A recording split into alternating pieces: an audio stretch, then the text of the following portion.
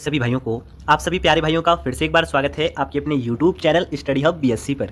आज की इस वीडियो में दोस्तों हम लोग पढ़ने वाले हैं अपनी बीएससी जूलॉजी सेकंड सेम की नेक्स्ट यूनिट के most important MCQ. Last video में हमने एंजाइम एक्शन एंड रेगुलेशन तक हमारी इंपॉर्टेंट एमसीक्यू यहाँ पर कवर कर लिए थे। अगर आपने वो वीडियो नहीं देखी है तो उसको ज़रूर से देख लें, वो पहली वाली वीडियो थी। आज ये हमारी दूसरी वीडियो होने वाली है जिसमें आपके मोस्ट इंपॉर्टेंट हम एमसीक्यू आपकी यूनिट से कराने वाले हैं। कार्बोहाइड्रेट एंड लिपिड्स, और एक और यूनिट पढ़ेंगे जो कि है metabolism of protein and nucleotide. आपको इस वीडियो को एंड तक देखना है। कहाँ तक देखना है साथियों? एंड तक देखना है, ताकि आपको बहुत शानदार तरीके से सब एमसीक्यू समझ में आ जाए और आप अपने एग्जाम में बहुत शानदार तरीके से कर सकें।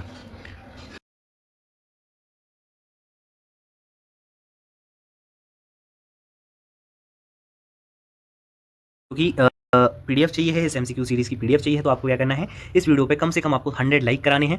100 लाइक इस वीडियो पे हो जाएंगे तो आपकी पीडीएफ जो है मैं आपको फ्री में आपके टेलीग्राम चैनल पर अपलोड करा दूंगा। तो टेलीग्राम चैनल से भी जुड़ जाइए ताकि आपको अपडेट्स मिलते रहें। और 100 लाइक आप करा देंगे तो आपको ये एमसीक्यू की पूरी सीरीज जो है बिल्कुल फ्री में आपको पीडीएफ के फॉर्म में मिल जाएगी।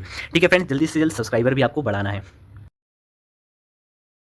आपको 1 के सब्सक्राइबर करा देना है बहुत जल्द से जल्द। अभी एग्जाम का टाइम चल रहा है, आप आराम से करा सकते हैं। तो चलिए बिना समय गवाए हुए वीडियो को जो है स्टार्ट करते हैं। हमारा टॉपिक है metabolism of carbohydrate and lipid के बारे में आज हमको पढ़ना है, जिसमें आपके सब यूनिट में टॉपिक आता है metabolism of carbohydrate, glycolysis process और सिट्रिक एसिड साइकिल प्रोसेस। तो इस पर हम मोस्ट इंपॉर्टेंट जो है क्वेश्चन देख लेते हैं, और साथ ही साथ आपके क्वेश्चन आएंगे इस पर ग्लाइकोजेनोलाइसिस पर और ग्लाइकोजेनेसिस पर। ठीक है, तो इनके बारे में भी हम आज की इस वीडियो में पढ़ने वाले हैं। तो सबसे पहला आपका क्वेश्चन है,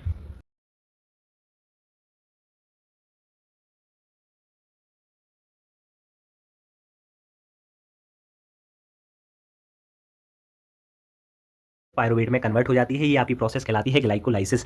फिर आपका नेक्स्ट क्वेश्चन है, which of the following enzyme is involve in the first step of glycolysis. देखिए ग्लाइकोलाइसिस की आपकी पहले स्टेप में कौन सा एंजाइम यूजफुल होता है? तो आपका एंजाइम होता है हेक्सोकाइनेस, जो आपकी फर्स्ट स्टेप में आपको मदद करता है ग्लाइकोलाइसिस प्रोसेस में। ठीक है, ग्लाइकोलाइसिस कैसी प्रोसेस होती है? जब हम ग्लूकोज को पायरुवेट में कन्वर्ट करते हैं तो ये हमारी क्या कहलाती है? ग्लाइकोलाइसिस कहलाती है। नेक्स्ट आपका क्वेश्चन है, what is the main product of the citric acid cycle, जिसको हम क्रैब साइकिल नाम से भी बोलते हैं। या आपके एग्जाम में क्रैब साइकिल आएगा या फिर आप सिट्रिक एसिड साइकिल आपके में आता है।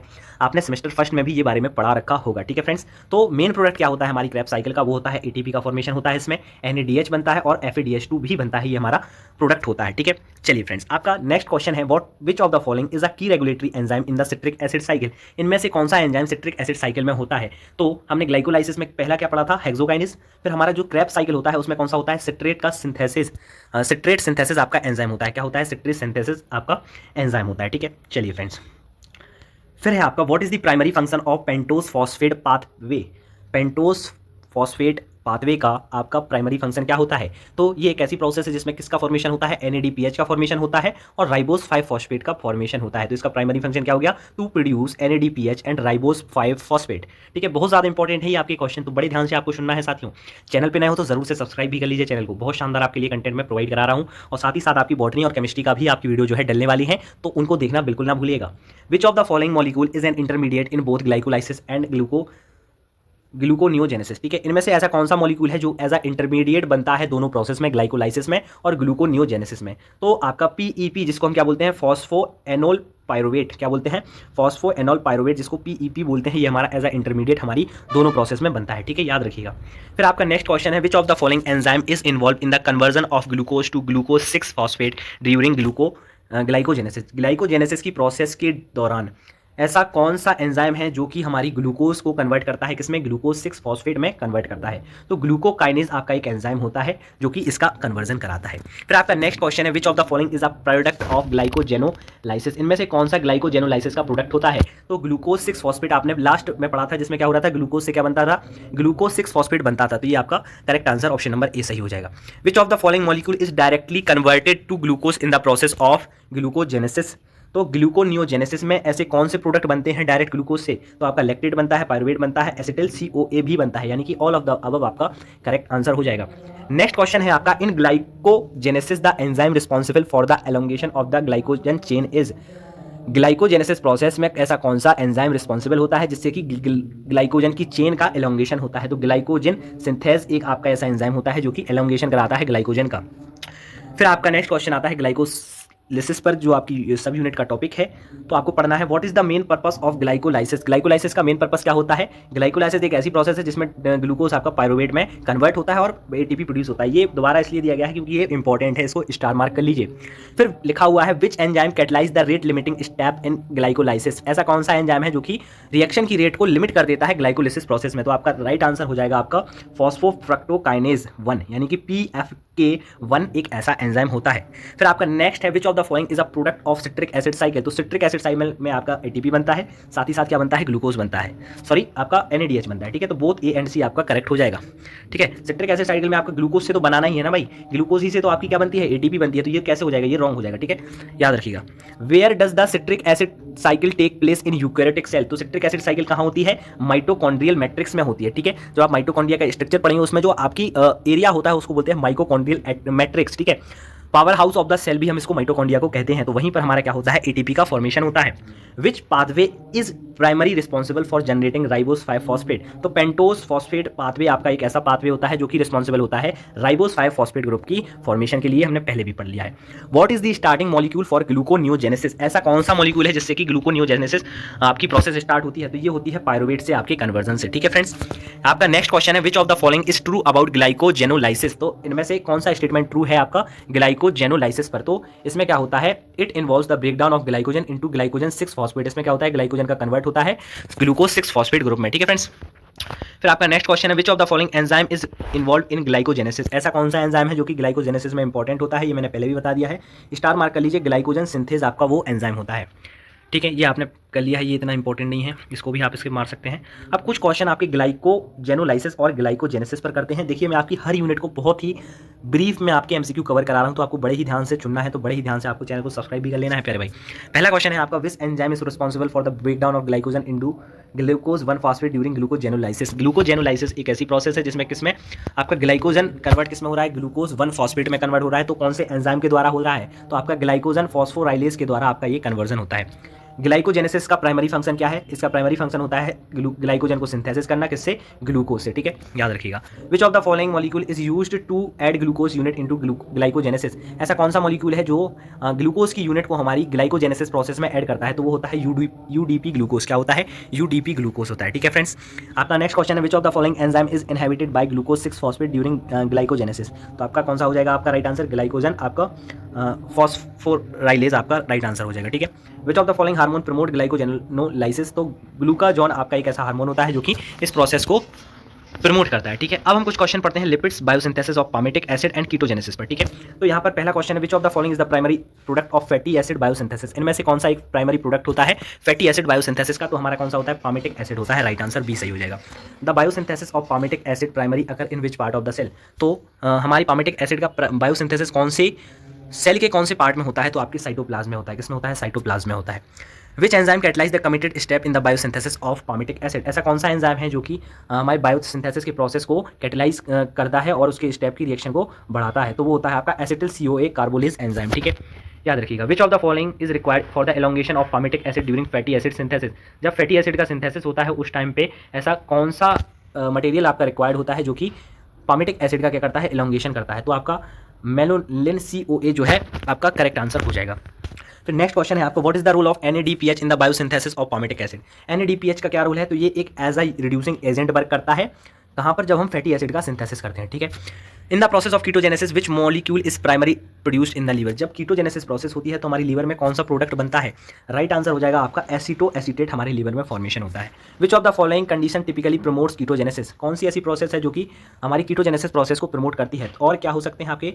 स्टारवेशन और प्रोलॉन्ग फास्टिंग। बहुत दिनों तक जब हम मतलब कि फास्ट रखते हैं उससे क्या होता है? कीटोजेनेसिस प्रोसेस जो है एक्टिव हो जाती है।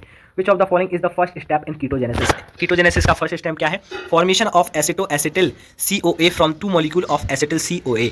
एसिटिल CoA से क्या बनते हैं? हमारे दो एसिटिल CoA से हमारा क्या बनता है? एसिटोएसिटिल बनता है। ठीक है, which enzyme catalyse the rate limiting step in कीटोजेनेसिस। तो ऐसा कौन सा एंजाइम है जो रिएक्शन की रेट को लिमिट कर देता है कीटोजेनेसिस प्रोसेस में? तो आपका राइट आंसर हो जाएगा HMG CoA सिंथेज। ठीक है, आपका करेक्ट आंसर क्या हो जाएगा? B हो जाएगा। What is the main purpose of कीटोजेनेसिस। Ketogenesis का मेन पर्पस क्या होता है? ठीक है, तो आपका ऑप्शन नंबर B सही हो जाएगा। To provide an energy source in condition of low glucose availability. ठीक है, ये आपका राइट आंसर हो जाएगा। अब हम कुछ क्वेश्चन देखते हैं, beta oxidation and omega oxidation of saturated fatty acid with even and odd number of carbon atom. पहला क्वेश्चन है आपका, what is the primary location for beta oxidation in the cell. Beta oxidation कहाँ होती है हमारी cell में? ये होती है हमारी माइटोकॉन्ड्रियल मैट्रिक्स में। ठीक है, कहाँ होती है ये? हमारी माइटोकॉन्ड्रियल मैट्रिक्स में आपकी बीटा ऑक्सीडेशन प्रोसेस होती है। ठीक है साथियों, चैनल पर नए हो तो जरूर से सब्सक्राइब कर लीजिए, वीडियो को लाइक कर दीजिए, अपने चैनल पे नए हो तो सब्सक्राइब कर लेना, वीडियो को लाइक कर देना और हमारे जल्द से जल्द आप सब्सक्राइब कीजिए। आपको पीडीएफ जो है फ्री में मिलेगी। कैसे मिलेगी साथियों? फ्री में आपको पीडीएफ में प्रोवाइड कराऊंगा। ठीक है, चलिए साथियों, विच of the following enzyme catalyse the first step in beta oxidation of fatty acid. ऐसा कौन सा एंजाइम है जो फर्स्ट स्टेप में मदद करता है हमारा बीटा ऑक्सीडेशन की? तो आपका SLCOA डिहाइड्रोजिनेज आपका एंजाइम होता है। फिर है आपका, in beta oxidation how many molecules of NADH and FADH2 are produce per round of oxidation. Beta oxidation process में हमारी कितने मॉलिक्यूल NADH के और FADH2 के प्रोड्यूस होते हैं? तो आपके पास चार ऑप्शन है, आपका करेक्ट आंसर हो जाएगा। इसमें हमारा क्या है, 1 NADH का मॉलिक्यूल बनता है और एक ही हमारा क्या बनता है, FADH2 का बनता है। Which intermediate is form during first step of beta oxidation of saturated fatty acid. तो हमारी सैचुरेटेड फैटी एसिड का जब हम बीटा ऑक्सीडेशन कराते हैं फर्स्ट स्टेप में, तो क्या इंटरमीडिएट बनता है? तो हमारा ट्रांसइनॉल COA बनता है। ठीक है, चलिए, विच molecule is produced when an odd chain fatty acid undergo beta oxidation. जब हम एक ऑड चेन का बीटा ऑक्सीडेशन कराते हैं तो क्या बनता है? प्रोपाइनिल COA आपका बनता है। ठीक है, तो ये आपके कुछ इंपॉर्टेंट क्वेश्चन हो गए बीटा ऑक्सीडेशन पर। ठीक है, फिर ये आपका इंपॉर्टेंट है, how many ATP equivalent are produced per molecule of palmitic acid. कितने ATP का फॉर्मेशन होता है पामेटिक एसिड के द्वारा? तो आपका करेक्ट आंसर हो जाएगा 106 ATP। ठीक है, which of the following best describe omega oxidation. इनमें से कौन सा ऐसा ऑप्शन है जो कि ओमेगा ऑक्सीडेशन को अच्छी तरह से समझा रहा है? तो it involves the oxidation of the terminal omega carbon of fatty acid आपका राइट आंसर हो जाएगा। ठीक है, तो ये आपके कुछ इस पर क्वेश्चन हो गए हैं। अब हम जो है नेक्स्ट यूनिट देखते हैं, metabolism of protein and nucleotide. ठीक है, बहुत इंपॉर्टेंट आपकी ये यूनिट होने वाली है और बहुत सरल आपकी ये यूनिट होने वाली है, इसको बड़े ध्यान से आपको समझना है। ठीक है फ्रेंड्स, पहला आपका क्वेश्चन है, which of the following is the first step of catabolism of protein. जब हम प्रोटीन का कैटाबॉलिज्म कराते हैं तो हमारा पहला स्टेप में क्या होता है? तो पहला स्टेप का नाम क्या है? तो उस पहले स्टेप को हम बोलते हैं डीमिनेशन। क्या बोलते हैं? डीमिनेशन बोलते हैं। आपका करेक्ट आंसर 1 हो जाएगा। फिर आपका नेक्स्ट क्वेश्चन है, which enzyme catalyse the transamination of amino acid. ऐसा कौन सा एंजाइम है जो कि अमीनो एसिड का ट्रांसमिनेशन कराता है? ठीक है, ट्रांससेमिनेशन कराता है। ठीक है, तो आपका कौन सा हो जाएगा? अमीनो ट्रांसफरेज आपका राइट आंसर हो जाएगा। ठीक है, आपको ट्रांसफर से ही समझ जाना है क्या होगा, अमीनो ट्रांसफरेज आपका राइट आंसर हो जाएगा। ठीक है, what is the primary role of urea cycle. Urea cycle का प्राइमरी रोल क्या होता है? तो यूरिया साइकिल में क्या होता है, अमोनिया को हम किस में कन्वर्ट करते हैं? यूरिया में कन्वर्ट करते हैं। आपका ऑप्शन नंबर बी सही हो जाएगा। In the catabolism of nucleotide purine nucleotide are degraded to produce which of the following acid. तो प्यूरिन न्यूक्लियोटाइड क्या बनाते हैं हमारे, जब हम न्यूक्लियोटाइड का मेटाबॉलिज्म कराते हैं तो प्यूरिन जो न्यूक्लियोटाइड होते हैं वो किस में डिग्रेड हो जाते हैं? तो वो हमारे क्या बना देते हैं? यूरिक एसिड का फॉर्मेशन करते हैं। विच of the following molecule is produce by the breakdown of pyrimidine nucleotide. ऐसे कौन से मॉलिक्यूल हैं जब हम पिरिमिडीन न्यूक्लियोटाइड को ब्रेकडाउन करते हैं तो कौन से मॉलिक्यूल बनते हैं? तो हमारे बनते हैं beta alanine and beta amino iso butyric acid. ठीक है फ्रेंड्स, नेक्स्ट क्वेश्चन है आपका, which enzyme is responsible for the deamination of glutamate to form alpha keto glutarate. ऐसा कौन सा एंजाइम जो है जो रिस्पॉन्सिबल है हमारे ग्लूटामेट का डिमिनेशन से, जिससे कि हमारा अल्फा कीटो ग्लूटेरेट बनता है? तो हमारा ग्लूटामेट डिहाइड्रोजिनेस आपका राइट आंसर हो जाएगा। ठीक है फ्रेंड्स, आपका 7th नंबर का क्वेश्चन है, what is the major nitrogenous waste product of protein metabolism is human. ठीक है, तो आपका क्या होता है? यूरिया होता है। ठीक है, क्या होता है? यूरिया। नेक्स्ट क्वेश्चन है आपका, which of the following is a key intermediate in the synthesis of purine nucleotide. Purine के न्यूक्लियोटाइड के सिंथेसिस में कौन सा इंटरमीडिएट बनता है? तो बनता है आइनोसाइन मोनोफॉस्फेट। ठीक है, the first step of urea cycle involves the conversion of ammonia and bicarbonate into which molecule. तो फर्स्ट स्टेप में हमारा क्या बनता है? कार्बामोइल फॉस्फेट आपका बनता है। ठीक है, which of the following is true about purine metabolism. तो प्यूरिन मेटाबॉलिज्म में क्या होता है? Purine degradation result in the production of uric acid. Uric acid का क्या बनता है? फॉर्मेशन होता है। अब catabolism of amino acid, transamination, deamination और यूरिया साइकिल पर हम कुछ क्वेश्चन देखें। तो what is the primary role of transamination in amino acid metabolism. तो ट्रांससेमिनेशन का क्या रोल होता है? To transfer an amino group from one amino acid to keto acid आपका करेक्ट आंसर हो जाएगा। Which enzyme catalyse the transfer of an amino acid from an amino acid to an alpha keto acid. तो आपका right answer हो जाएगा amino transferase. During deamination of amino acid, जब amino acid का हम damnation करते हैं तो कौन सा प्रोडक्ट हमारा बनता है? तो हमारा अमोनिया जो है प्रोडक्ट बनता है जब इनका हम क्या कराते हैं? डेमिनेशन कराते हैं। ठीक है फ्रेंड्स, फिर आपका इंपॉर्टेंट है ये वाला question, which of the following is the major nitrogenous waste product of the urea cycle in human. जब ह्यूमन में यूरिया साइकिल होती है तो हमारा ऐसा कौन सा मेन नाइट्रोजनस वेस्ट प्रोडक्ट होता है यूरिया का? तो आपका हो जाएगा यूरिया। ठीक है friends, where does the urea cycle takes place in the cell. तो यूरिया साइकिल हमारी कहाँ पर होती है, माइटोकॉन्ड्रिया में होती है इनिशियल स्टेप में, और फिर बाद में किस में होती है, साइटोप्लाज्म में होती है। ठीक है, ऑप्शन नंबर ए और सी आपका दोनों करेक्ट हो जाएंगे। अब कुछ क्वेश्चन हम देखने वाले हैं न्यूक्लियोटाइड एंड विटामिन पर, बहुत ज़्यादा इंपॉर्टेंट होती है आपकी न्यूक्लियोटाइड और विटामिन पर। मैं इस पर आपकी एक अलग से वीडियो लाने वाला हूँ, ध्यान से सुनिए साथियों। मैं एक वीडियो लाऊंगा आपकी विटामिन के ऊपर, बहुत ज़्यादा इंपॉर्टेंट होते हैं विटामिन पर क्वेश्चन। कम से कम आपके एग्जाम में 5 से 7 क्वेश्चन आपको विटामिन से ही देखने को मिल जाएंगे, तो इसको मैं एक डेफिनेटली अलग वीडियो लाने वाला हूँ, उसको जरूर देख लेना। पहला क्वेश्चन हम न्यूक्लियोटाइड पे करेंगे।